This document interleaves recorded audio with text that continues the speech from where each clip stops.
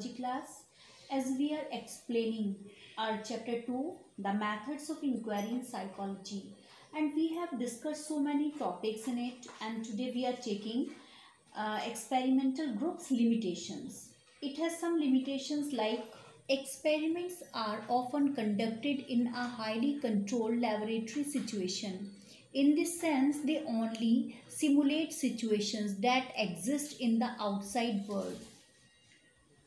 They are frequently criticized for this reason. It means experimental method में जो situations होती हैं वो हाईली कंट्रोल्ड होती हैं, जबकि रियल लाइफ में ऐसा नहीं होता. Simulated means artificial environment. जो जब ये इतना ज़्यादा आर्टिफिशियल है तो रियल लाइफ से कैसे कनेक्ट होगा. एंड साइकोलॉजी क्या है, एक ऐसा सब्जेक्ट है जो रियल लाइफ से जुड़ी प्रॉब्लम्स को स्टडी करता है. ओके इसमें क्या होता है कि जब हम एक्सपेरिमेंट करते हैं तो बहुत ज़्यादा आर्टिफिशियलिटी रहती है. सब चीज़ों को हम कंट्रोल मैनर में लेके आएंगे, वेरिएबल्स को कंट्रोल करेंगे, बहुत सारी चीज़ों को कंट्रोल करेंगे, जबकि रियल लाइफ में तो ऐसा नहीं होता. हम कोई भी सिचुएशंस को अपने अकॉर्डिंग मोल्ड नहीं कर सकते, कंट्रोल नहीं कर सकते. तो ये जो एक्सपेरिमेंटल मेथड हम यूज़ करते हैं तो इसकी जो रिज़ल्ट हैं वो डिफरेंट होते हैं. जो आपके रियल लाइफ में जो इवेंट्स होती हैं, घटनाएं होती हैं, उनसे डिफर होते हैं. Okay in other words they have low external validity. एक चीज़ और है कि इनके अंदर क्या होता है, लो एक्सटर्नल वैलिडिटी होती है. मीन्स इनके जो रिजल्ट्स होते हैं वो डाउटफुल होते हैं. वो क्यों होते हैं डाउटफुल?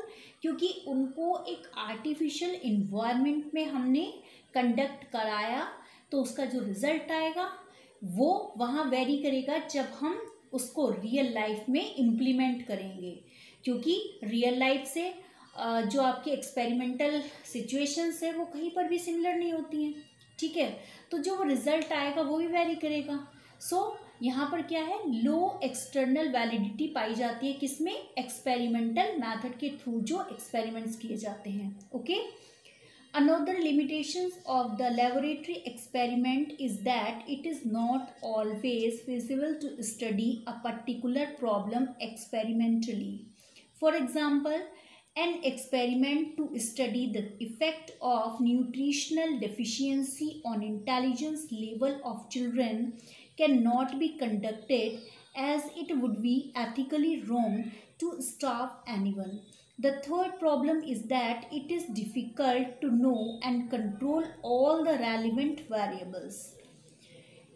जो इसमें एक प्रॉब्लम ये भी आती है कि जो भी चीज़ें होती हैं या जो भी इवेंट होती हैं वो हमेशा हम उनको स्टडी नहीं कर सकते एक्सपेरिमेंट्स के थ्रू. जैसे इन्होंने एग्जांपल दिया है कि अगर हम ये चाहते हैं कि effect of nutritional deficiency on intelligence level of children, क्या किसी बच्चों की जो इंटेलिजेंस लेवल है उस पर न्यूट्रिशनल डेफिशिएंसी का क्या इफ़ेक्ट पड़ेगा.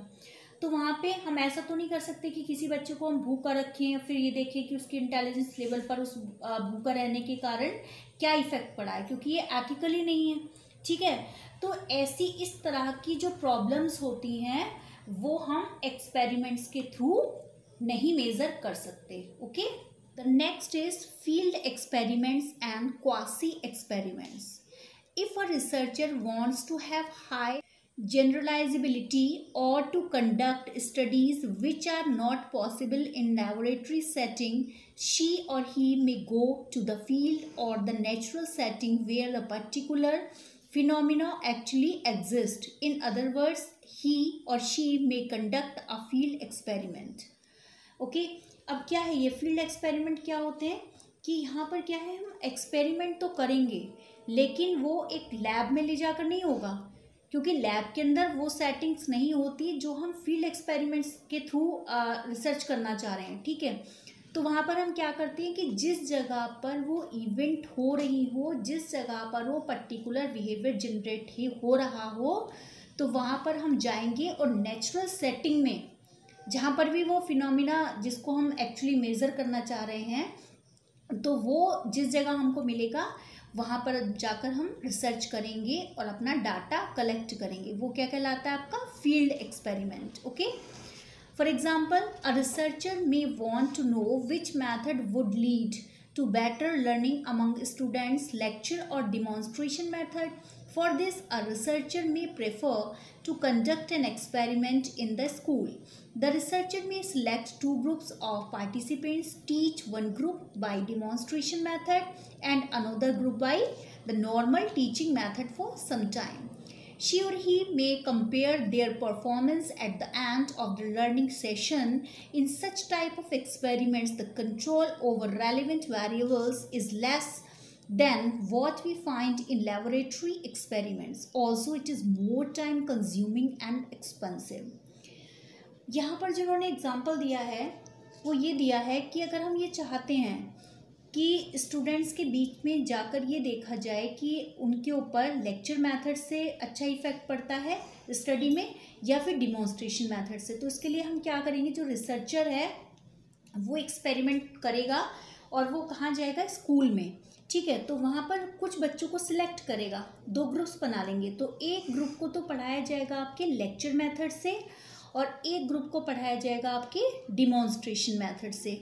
उसके बाद क्या होगा, जब एंड हो जाएगा लर्निंग सेशन का आपका, तब उनका परफॉर्मेंस टेस्ट लिया जाएगा और फिर उसके कंपेयर करके उस रिज़ल्ट के बेस पर वहाँ पर रिसर्च का जो डाटा है वो कलेक्ट करके एक थ्योरम दिया जाएगा। ओके, अब ये जो एक्सपेरिमेंट्स हैं, ये जो फील्ड एक्सपेरिमेंट्स हैं, ये क्या होते हैं, ये टाइम कंज्यूमिंग भी ज़्यादा होते हैं और एक्सपेंसिव भी होते हैं। और इनमें जो है ये जो रेलिवेंट वेरिएबल्स हैं इनको मुश्किल से लेस किया जा सकता है, कम किया जा सकता है in comparison of laboratory experiments. Laboratory experiments में हम जो रेलिवेंट फैक्टर्स होते हैं या वेरिएबल्स होते हैं उनको कंट्रोल कर सकते हैं, but in the field experiments we can't control them. Okay, now what is quasi experiments? Quasi experiments, many variables cannot be manipulated in the laboratory setting. For example, if you want to study the effect of an earthquake on children who lost their parents, you cannot create this condition artificially in the laboratory. In such situation, the researcher adopts the method of quasi experimentation. अब कई चीज़ें ऐसी होती हैं, कुछ variables ऐसे होते हैं या कुछ फैक्टर्स ऐसे होते हैं जिनको हम मैनिपुलेट नहीं कर सकते लेबोरेटरी सेटिंग में।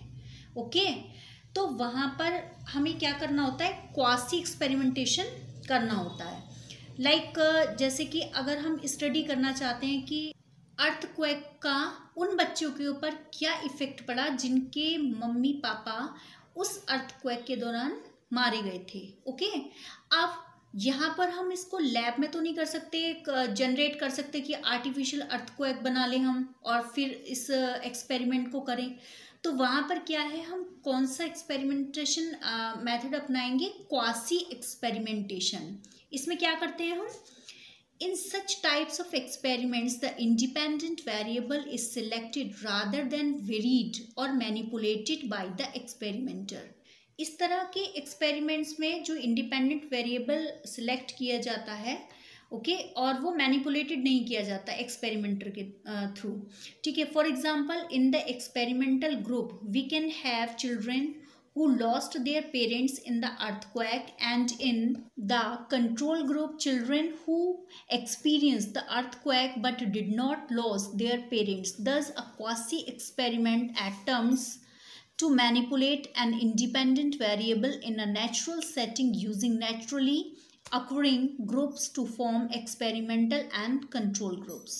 अब इसमें इन्होंने एग्जाम्पल दिया है कि अगर हम ऐसे बच्चों को लेते हैं एक ग्रुप में, एक एक्सपेरिमेंटल जो ग्रुप है हमारा, उसमें हम ऐसे बच्चों को लेते हैं who lost their parents in the earthquake, जिनके जो पेरेंट्स हैं वो अर्थक्वेक में जा चुके हैं।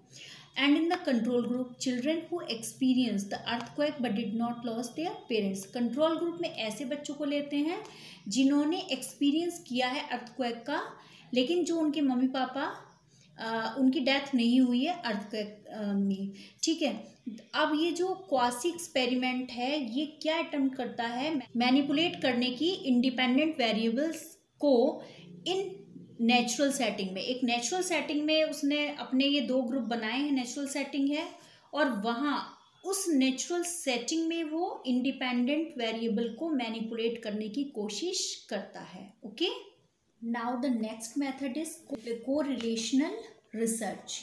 In psychological research, we often wish to determine the relationship between two variables for prediction purposes. अब जो हमारी साइकोलॉजिकल रिसर्चेस होती हैं या फिर एक्सपेरिमेंट्स होते हैं, वो क्या करते हैं, वो डिटरमाइन करती हैं दो रिलेशन किसके बीच में रिलेशनशिप, दो वेरिएबल्स के रिलेशनशिप को डिटरमाइन करती हैं और उसके बेस पर वो प्रेडिक्शन कर सकती हैं.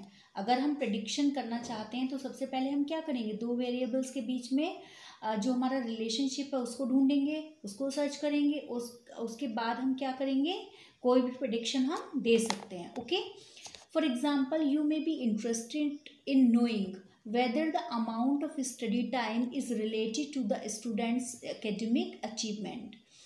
अब देखिए यहाँ पर दो वेरिएबल्स आ गए, एक तो क्या है the amount of study time, ठीक है, और दूसरा वेरिएबल है आपका स्टूडेंट्स एकेडमिक अचीवमेंट. ठीक, तो यहाँ पर क्या है कि हमें इन दोनों के बीच में क्या रिलेशन है और उस रिलेशन के बेस पर ही हम क्या कर सकते हैं, प्रेडिक्शन दे सकते हैं कि हाँ अगर स्टडी टाइम अमाउंट किसी बच्चे का ज़्यादा होगा तो वहाँ पर क्या होगा, उसका जो एकेडमिक अचीवमेंट है वो अच्छा होगा. ठीक है, और अगर नहीं है, इसका कोई इफेक्ट इस पर नहीं पड़ रहा है, so we can say that the amount of study time has no effect on students academic achievement. ठीक है, rather you simply find out the relationship between the two variables to determine whether they are associated or covariant or not. अब ये जो हमारा relationship ढूंढने का काम है दो वेरिएबल्स के बीच में, वो किस चीज़ को डिटरमाइन करने के लिए कि ये दोनों जो पॉइंट्स थे या जो वेरिएबल्स थे ये आपस में रिलेटेड हैं या नहीं हैं, या इनमें कोई रिलेशन ही नहीं है. ठीक है, तो ये आपका कोर रिलेशन रिसर्च मेथड होता है जिसमें दो वेरिएबल्स के बीच के रिलेशन को सर्च किया जाता है. Okay, the strength and direction of the relationship between the two variables is represented by a number known as correlation coefficient.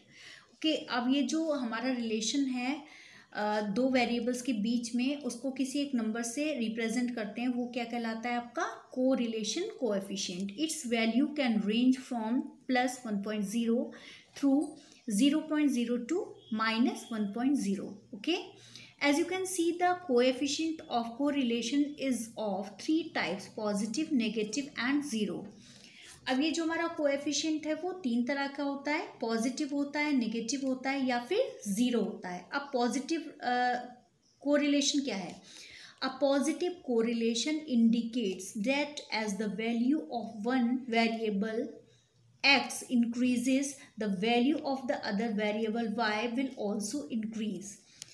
ये क्या करता है, दो वेरिएबल्स के बीच में पॉजिटिव कोरिलेशन को बताता है कि अगर हमारे पास दो वेरिएबल्स हैं a और b, और जो हमारा a वेरिएबल है वो इंक्रीज हो रहा है और उसका इफेक्ट किस पर पड़ रहा है, आपके b पर, और b भी उसके साथ साथ इंक्रीज हो रहा है, then we can say that the a and b have the positive correlation. Okay, similarly when variable x decreases a decrease in y to take place. Okay, अगर उसमें डिक्रीज हो रहा है, वन वेरिएबल आपका x decrease हो रहा है तो जो दूसरा वेरिएबल है आपका वो भी डिक्रीज होगा. Suppose it is found that more time the students spend on studying the higher was their achievement score. Also, the less they studied, the lower was their achievement score.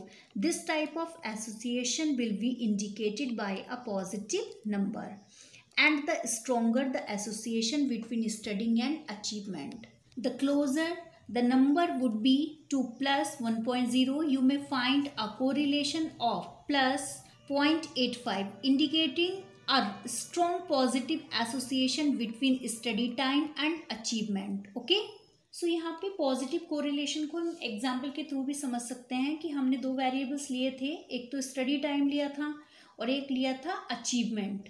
ठीक है, तो अगर कोई जो बच्चा है उसका स्टडी टाइम इंक्रीज कर दिया जाता है तो उसके जो एकेडमिक अचीवमेंट्स होंगे अगर वो ऑटोमेटिकली इंक्रीज हो रहे हैं, ठीक है। अगर हम स्टडी टाइम को डिक्रीज कर दें, उसको जो है स्टडी के लिए कम टाइम दें, उसको कहें कि आप कम घंटे पढ़िए, तो क्या होगा, अगर उसका एकेडमिक अचीवमेंट्स जो है कम होते चले जाते हैं, सो उन दोनों के बीच में क्या रिलेशन होगा, स्ट्रॉन्ग रिलेशन होगा, वो होगा पॉजिटिव कोरिलेशन। क्योंकि एक चीज़ के अंदर अगर किसी भी तरह के चेंजेस आ रहे हैं तो सेम सिचुएशन दूसरे वेरिएबल पर भी हो रही है। Okay, that is called positive correlation.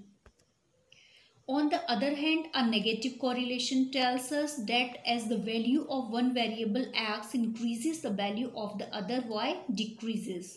Okay, अब ये जो आपका नेगेटिव कोरिलेशन है वो हमें क्या बताता है कि अगर किसी एक वेरिएबल की वैल्यू x है, कोई वेरिएबल, उसकी वैल्यू इंक्रीज हो रही है, तो ऑन द अदर हैंड क्या होगा, जो आपका y वेरिएबल की जो वैल्यू है वो डिक्रीज होगी। ठीक है, तो यहाँ पर क्या है, नेगेटिव कोरिलेशन है, उल्टा हो रहा है यहाँ पर। जबकि पॉजिटिव में क्या था, जैसा a के साथ हो रहा है वैसे ही b के साथ हो रहा है। अगर वहाँ पे इंक्रीज हो रहा है तो b भी इंक्रीज होगा, अगर डिक्रीज हो रहा है a आपका तो b भी डिक्रीज होगा।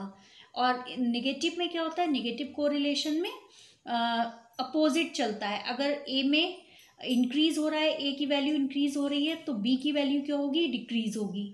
Okay, for example you may hypothesize that as the hours of study time increase, the number of hours spent in other activities will decrease. जैसे हमने एक हाइपोथेसिस बनाई कि अगर स्टडी टाइम के जो आवर्स होते हैं वो इंक्रीज करेंगे तो क्या होगा, the hours of spent in other activities will decrease. जो हमारी अदर एक्टिविटीज के जो आवर्स होंगे वो ऑटोमेटिकली डिक्रीज हो जाएंगे। तो यहाँ पर क्या हुआ, दो वेरिएबल्स के बीच में क्या है, निगेटिव कोरिलेशन है, एक बढ़ रहा है तो दूसरा घट रहा है। Okay, here you are expecting a negative correlation ranging between 0 and -1.0. It is also possible that sometimes no correlation may exist between the two variables. This is called zero correlation. अब कई बार ऐसा भी होता है कि जो दो वेरिएबल्स हैं उनके अंदर कोई भी रिलेशन एग्जिस्ट नहीं करता, ना तो पॉजिटिव होता है ना ही नेगेटिव होता है। Generally it is difficult to find zero correlation, but the correlations found may be close to 0, -0.02 और +0.03. This indicates that no significant relationship exists between two variables or the two variables are unrelated. ये जो zero correlation है, अगर हमारे पास दो variables हैं a और b, a decrease हो रहा है या इंक्रीज हो रहा है, उससे उसकी जो दूसरा वेरिएबल है उस पर कोई इफेक्ट नहीं पड़ रहा, वो अपने तरीके से डिक्रीज या इंक्रीज हो रहा है, तो वहाँ पर क्या कहलाएंगे, वो दो वेरिएबल्स ज़ीरो कोरिलेशन है उनके बीच में। ओके, फॉर एग्जाम्पल अगर घर के काम, जैसे आप मार्केट से सब्जी लेने चले गए और आपने एक वेरिएबल सिलेक्ट किया कि बाहर से सामान लाना या सब्जी लेके आना मार्केट से, वो आपके मार्क्स पर इफ़ेक्ट करता है, वो आपके मार्क्स पर इफ़ेक्ट डालता है कि वो कम मार्क्स लेके आए, तो वहाँ पर क्या है, कोरिलेशन तो होगा ही नहीं इन दोनों के बीच में, कुछ कोरिलेशन नहीं हो सकता। तो वो अगर आप एक्सपेरिमेंट करेंगे तो दो वेरिएबल्स में कोई भी कोरिलेशन नहीं निकलेगा, वो क्या कहलाएगा, आपका zero correlation. Okay, that's fine.